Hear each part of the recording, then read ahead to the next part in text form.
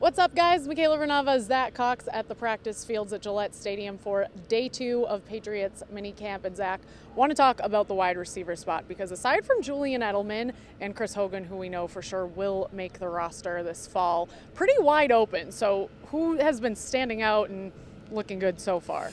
Honestly, it's really kind of hard to choose anybody to slide into those spots right now. This is probably going to be the most heated roster competition on this entire team this summer because right now there's 11 guys, if you include Matthew Slater, who's basically a special teamer, who are fighting for probably 6 spots. Slater, Edelman, Chris Hogan are really the only roster locks so far. Then beyond that, you got newcomers like Jordan Matthews, Cordell Patterson. You've got guys like Kenny Britt and Philip Dorsett who are here last year but didn't really make much of an impact. You got a rookie in Braxton Berrios and even a couple guys that were on the practice squad last year.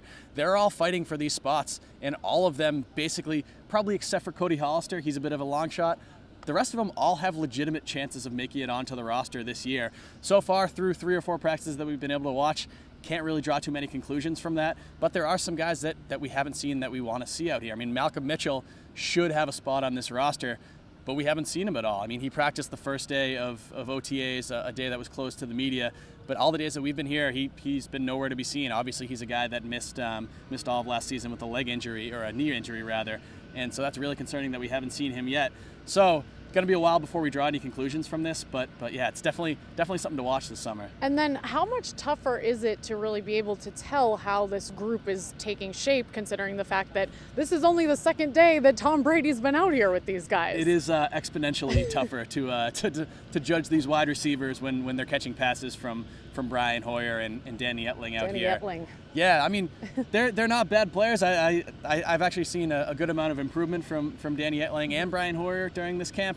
But yeah, you can't really tell. Not the same. It's hard to judge these wide receivers when the backup quarterbacks are throwing to them, especially because the backups tend to kind of favor running backs and tight ends a little bit more. They look to their checkdowns more rather than throwing the ball down the field. So yeah, again, this is something we're not going to be able to judge until we get out here for training camp and we've got this full team present. Yeah, well, it'll be interesting to see how that chemistry develops with more time with Tom Brady. And as that happens, we will, of course, be keeping you up to date. So keep it on NESN.com.